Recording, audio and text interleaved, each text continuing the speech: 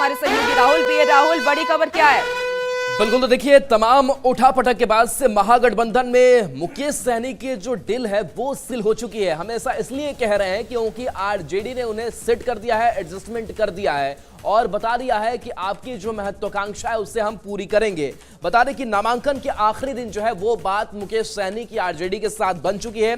RJD ने मुकेश सहनी को भरोसा दिया है। बताया जा रहा है कि वीआईपी को महागठबंधन में 15 सीटें दी गई है। इसके साथ साथ एक राज्यसभा की सीट है और 2 एमएलसी की सीट का भरोसा दिया गया है। आज मुकेश सहनी नॉमिनेशन अपना दाखिल करने वाले हैं। तो देखिए, मुकेश सहनी जो लगातार अपनी मांगों को लेकर के अड़े हुए थे। संजय हमारे साथ न्यूज 18 संवाददाता जुड़ गए हैं। संजय, मुकेश सहनी की अब जो डील है वो फाइनल हो चुकी है कि आप 15 सीट तो लीजिए ही, साथ साथ एक राज्यसभा और 2 एमएलसी की सीट भी हम देंगे। बिल्कुल राहुल, देखिए, और ये वही मुकेश सहनी और उनकी पार्टी है जिसने 60 सीटों की डिमांड की थी, लेकिन उनको 15 पर चलता कर दिया गया। 15 सीटों पर की सहमति बन गई है तेजस्वी यादव और मुकेश सहनी के बीच। लेकिन सबसे बड़ी बात है कि इन दोनों के बीच अब तक मुलाकात नहीं हुई है और 15 सीटें अलॉट कर दी गई है। और जो सामने बात आई है, एक राज्यसभा और 2 एमएलसी की सीट का उनको ऑफर किया गया है कि सीटें कम दी गई है, उसकी भरपाई इस तरीके से की जाएगी। अब मुकेश सहनी आज अपना नामांकन करेंगे और दरभंगा से वो नामांकन करेंगे। और इसके अलावा जो उनके पार्टी के दूसरे नेता हैं वो भी मुकेश सहनी गौरा बौराम से करेंगे, जबकि बाल गोविंद बिंद जो उनके प्रदेश अध्यक्ष हैं वो भभुआ से करेंगे। इसके अलावा और आई से वीआईपी के उम्मीदवार भोगेंद्र सहनी होंगे और इसके अलावा दरभंगा शहरी क्षेत्र से उमेश सहनी होंगे।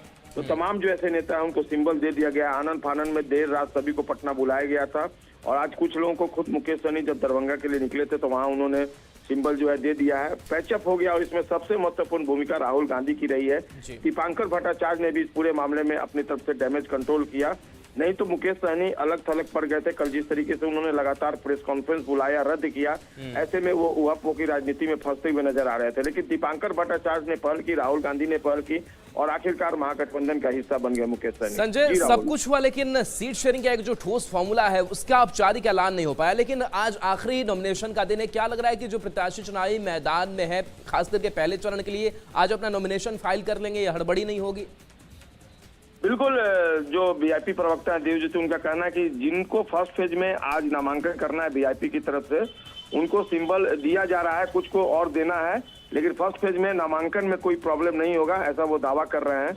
और कह रहे कि जो सेकंड फेज के उम्मीदवार होंगे उनके लिए भी सिंबल जो है वो तैयार रखा जा रहा है और उनको भी जल्द ही सिंबल दे दिया जाएगा। तो अब सारा कुछ पैचअप होने का दावा किया जा रहा है वीआईपी के नेताओं द्वारा। देखना होगा आगे क्या कुछ होता है, लेकिन फिलहाल मुकेश सहनी की पार्टी के लिए राहत बड़ी खबर है कि उनका महागठबंधन से पैचअप हो गया है और 15 सीटों पर वो विधानसभा का चुनाव लड़ेंगे। चलिए, शुक्रिया संजय इस अपडेट के लिए आपका। तो देखिए, पैचअप जो है वो मुकेश सहनी का अब हो चुका है। जो एडजस्टमेंट वो चाहते थे वो हो चुका है। अब नॉमिनेशन की जो प्रक्रिया वो चल रही है और आज पहले चरण के लिए आखिरी दौर और आखिरी दिन है। रुचिका, बिल्कुल।